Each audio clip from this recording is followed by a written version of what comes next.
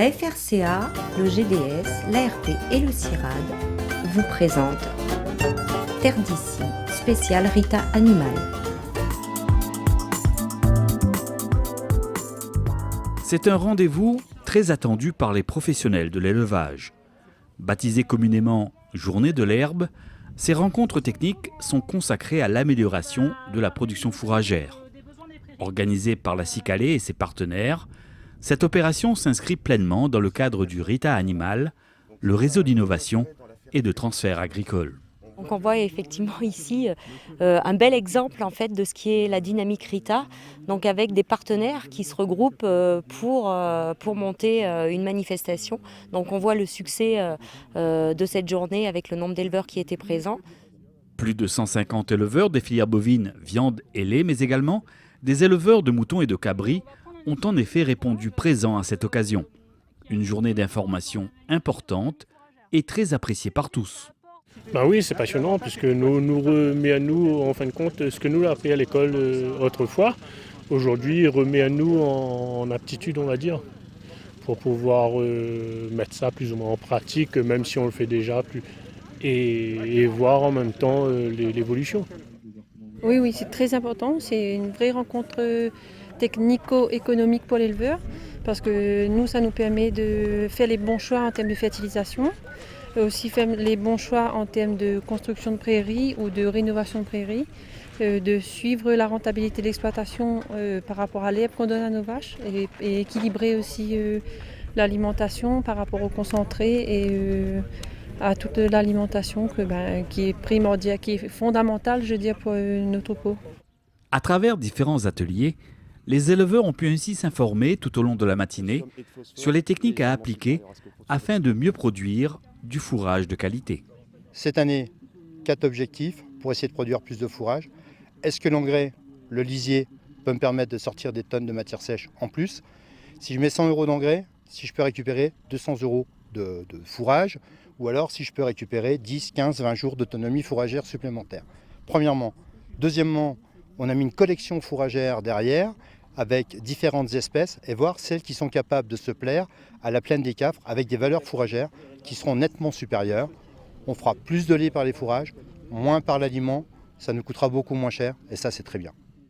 Je vais vous montrer trois espèces pures qui vont servir à construire des mélanges et puis ensuite je vais vous montrer 2 mélanges. Voilà, 2 mélanges multi-espèces. Spécialiste des semences fourragères en métropole, Philippe Arnold est venu ici apporter son expérience et des solutions aux éleveurs de la Réunion pour améliorer la qualité nutritionnelle des fourrages. En fait, les régras hybrides ont tendance à se comporter un peu comme un leufin, voire un peu mieux. Le régras hybride, c'est un croisement de régras italien et de régras anglais. On ne va pas proposer les mêmes solutions dans les bacs que ici quand on est en moyenne montagne ou en haute montagne. On ne va pas proposer les mêmes solutions quand on veut contraindre des tropicales, du kikuyu essentiellement, avec lequel il faut faire. On ne va pas éradiquer le kikuyu, on va essayer de l'améliorer, de l'accompagner. Alors ça, c'est certaines solutions qui fonctionneront. Et puis d'autres solutions, je vois des gens qui font des pommes de terre, qui mettent des fourragères derrière des pommes de terre où on part sur des très très bonnes bases, riches, propres, riches. Donc là, on a des solutions pour faire des tempérés purs, des mélanges de tempérés purs.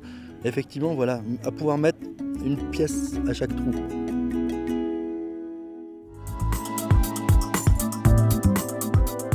Organisée par la Cicalée sur le site de la Grande Ferme à la Plaine des Cafres, cette journée de l'herbe rencontre cette année un vrai succès auprès des éleveurs, grâce notamment à l'aide des nombreux partenaires associés à cette opération.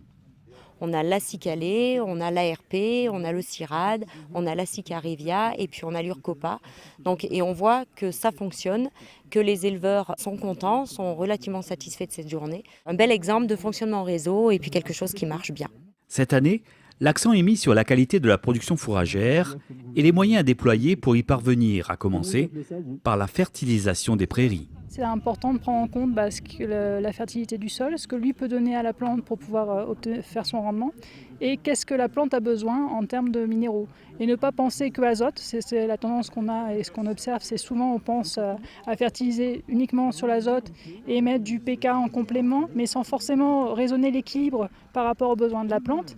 Et c'est vrai que l'azote va apporter du rendement, va apporter de la croissance, mais si derrière on n'apporte pas le phosphore, le potassium et le calcium dont a besoin la plante, on va être on va atteindre un palier qu'on ne pourra pas dépasser, on n'obtiendra pas le potentiel de rendement de la prairie.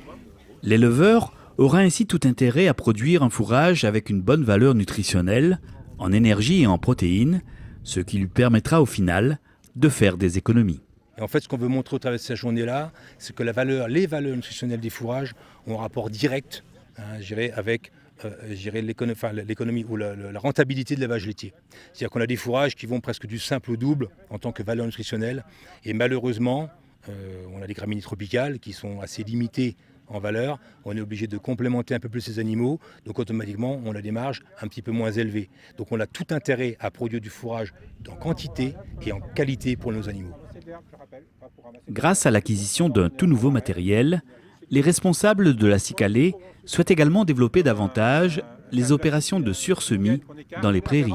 On aura donc un sursemis de regarnissage et on peut très bien avoir un sursemis pour augmenter la production de matière sèche avant l'hiver. C'est-à-dire en fin d'été, quand on a l'espèce en place qui diminue un petit peu en termes de qualité en rentrant dans l'hiver, on va mettre des espèces qui, elles, seront productives en hiver. Donc pour assurer un supplément de production de matière sèche sur des espèces qui seront beaucoup moins productives en hiver. Et ça permet aussi de garder les espèces qu'on veut implanter, style le dactyle comme on a vu sur les postes précédents, et de garder les prairies cultivées. C'est ça l'intéressant pour garder notamment les rendements et les valeurs qu'il faut pour faire de l'élevage aujourd'hui. Aujourd'hui, l'idée c'est quoi? C'est de mieux travailler? C'est absolument ça, c'est de mieux travailler parce que les éleveurs ont beaucoup de déficits fourragers alors qu'ils ont souvent des surfaces, et c'est de démontrer qu'effectivement ils peuvent produire davantage de fourrage sans travailler plus. C'est ça qui est quand même aussi important. Et derrière, on leur donne aussi des moyens en ressemant des prairies. Donc là, Cicalée a investi 50 000 € dans un nouveau semoir qui va permettre de faire de la prestation de service chez des éleveurs à partir de maintenant, c'est-à-dire 1er avril jusqu'au 15 juin, aussi bien pour les gens du lait, de la viande, des moutons et des cabris.